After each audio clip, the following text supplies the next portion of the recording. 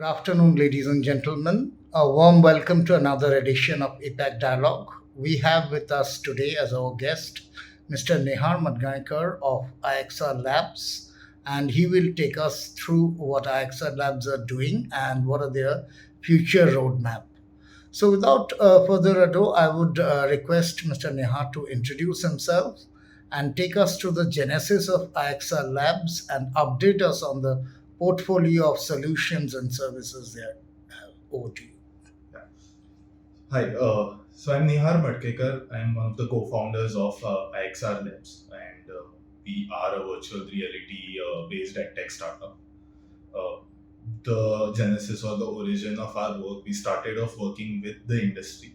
We used to create custom industrial solutions in our previous ventures. And that's when we realized that, so we worked with the likes of the top manufacturing organizations across the country, the top government organizations across the country, and even the defense services.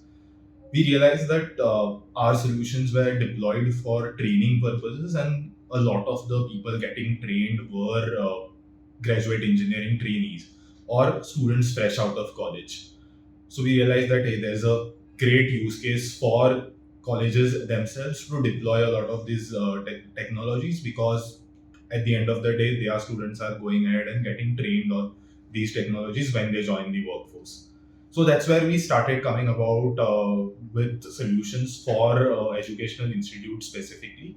And we now are out in the market working with some of the top engineering colleges across the country, and we have solutions across three domains at the given point. We work with engineering colleges, medical institutes, and science colleges, which is your MSc, BSc courses. That's kind of the portfolio that we have, within which there are multiple kinds of products that are further there. These three portfolio that you talked about, engineering colleges, medical colleges, and the science colleges. Can you give me the use cases, how the solutions work? Absolutely. So let's take a case of engineering colleges. So in engineering colleges, you have three kinds of solutions really. One is where we deploy our solutions for a conceptual understanding, where we showcase how a theoretical concept is applied in a practical application. For example, we learn about certain kind of thermodynamic principles which are used in engines, which are used in rockets, etc. But at the end of the day, we learn it at a theoretical level, but we fail to apply or understand how they are applied at a practical level. So that's where you can bring in these technologies, have students, children interact with a lot of the complex equipment and understand how exactly are the practical applications of the theory taking place. The other use case is industrial tools. As an engineer, you are expected to be familiar with industrial setups. The challenge is that it is very expensive to conduct industrial tools. It is time taking and often risky. And many a times you don't have access to, let's say, things like power plants, nuclear reactors, etc., easily or in a close vicinity. So that is something that you can very easily take up through virtual reality as many times as you want till you get a great understanding of the industrial setups. And thirdly, probably have use case like experiments. Usually in colleges, you perform experiments in a group, and you often don't have access to complex equipment again there.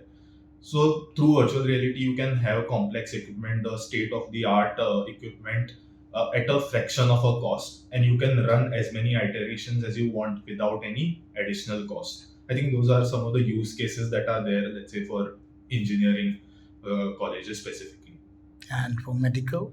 For medical, I think the use cases are even greater there, because a couple of things. You have things like people's lives at risk if you conduct, let's say, if you conduct experiments or procedures on people who are actually suffering through diseases. Through virtual reality, you can do them without risking anyone's lives.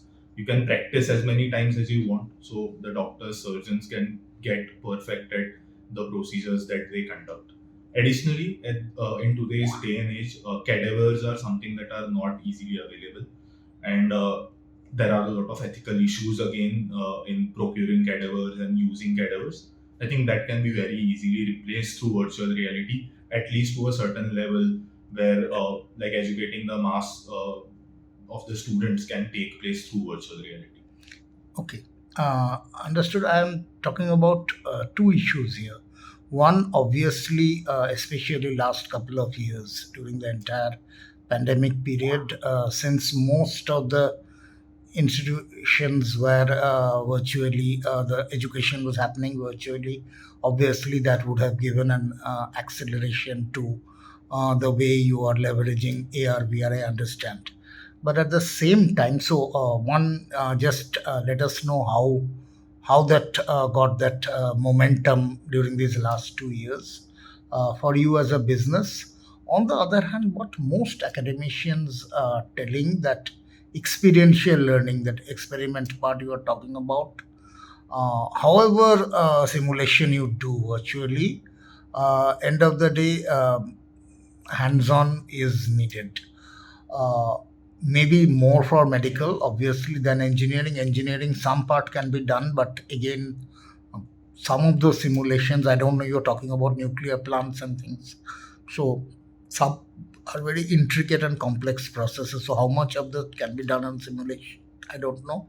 Medical, the cadavers process, ultimately if you don't work on an actual cadaver, I don't know as a surgeon how trained, so how much, how, what the limitations of simulation through virtual reality actually still there, and where can't be met, and how much success you met during the COVID times.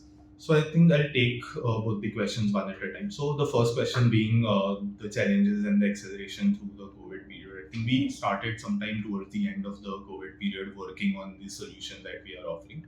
Uh, I think post COVID, there is a greater realization that you need to be prepared to educate kids or students remotely and probably enable students to learn by themselves a lot. Probably people are now in a greater way, although while we have been talking about it for years now, but people are now in a greater way looking to facilitate their existing classrooms with with additional technological initiatives that can probably make students a lifelong learner, make students learn by themselves, and probably move ahead from just classroom led learning. As you said, experiential learning is important and does play a role. But yes, I think it really does not replace the real life experience. I mean, as you rightly mentioned in the second question, uh, you can't replace the real experience. As much as we can showcase a nuclear power plant through virtual reality tour, at the end of the day, who is working on a nuclear power plant will have to spend time there and learn. But what the technology can do and what the technology is capable, and as the technology further grows, you can get as hands-on as possible. I mean, you can actually perform the experiment where you lift a beaker, mix the chemicals by yourselves. You can actually grab the equipment with your hand, rotate it, assemble it, disassemble it with your hands through virtual reality. Which is something that is not possible through normal simulations that are, let's say, mobile phone or PC led. So that's where the virtual reality intervention comes in, and that's where the technology is capable of providing that experience. Having said that, I think there are limitations to the technology, I think, which we are cognizant of, and it is something that we don't claim that it would replace as a whole the real life experience. But I think it can provide you with the opportunity to provide greater experience with a greater exposure to students, with a opportunity to practice even more, which is in the current day and time missing. As much as we can do, let's say, an industrial tour, but you could probably do an industrial tour once a semester. I can't probably visit it multiple times. That's where I think the technology plays its role. Even the case of experiments I talk about. I'm a mechanical engineer, and we have material science as a subject in mechanical engineering. But I can, when I did the experiment in material sciences, I was taken to the lab once.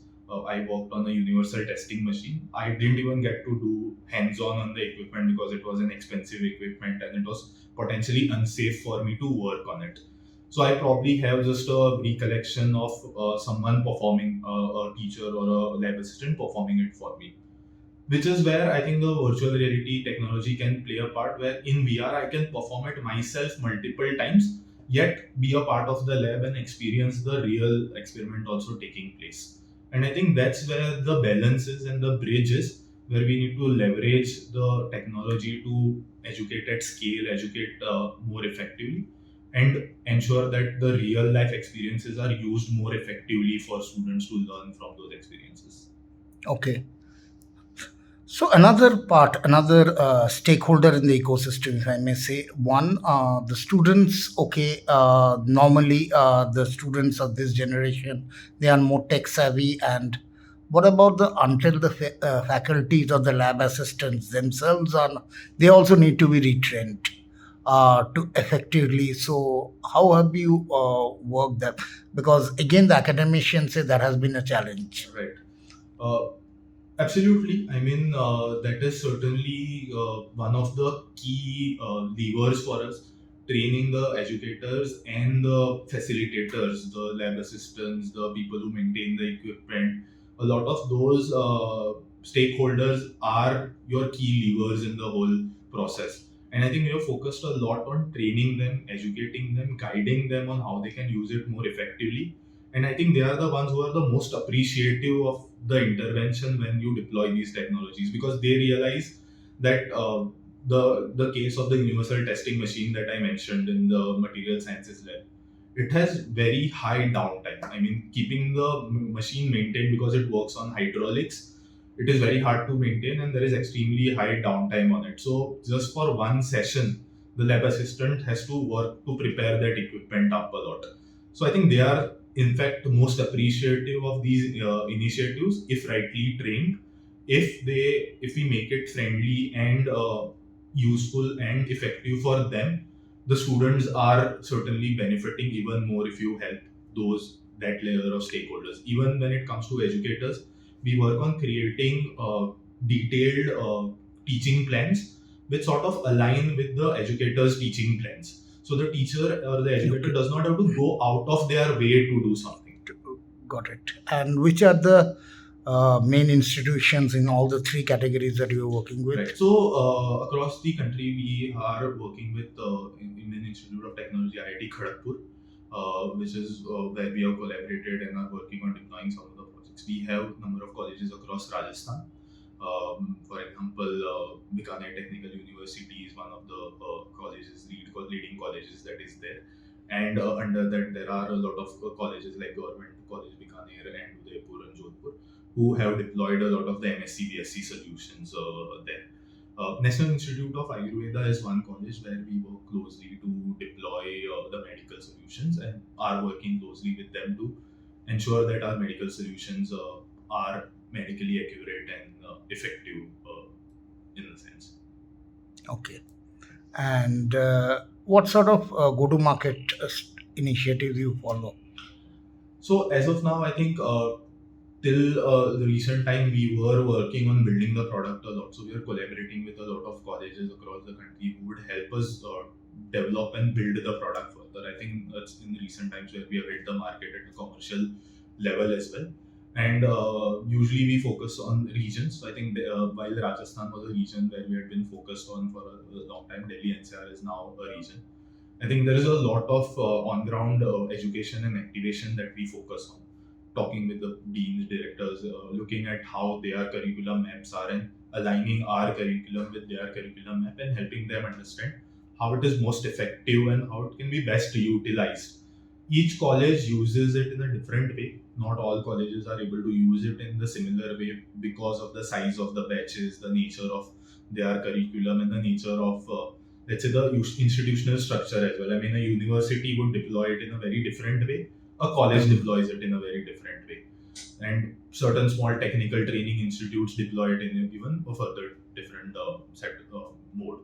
So identifying what is the best mode it is which is suited for a college or an institute, and accordingly we recommend the kind of solution that they should go for. And that's I think pretty much the way we reach out to colleges, where a lot of on ground and meeting the colleges is something that happens a lot. Okay, great. Thanks. That was great talking to you and very insightful information. Thanks for that.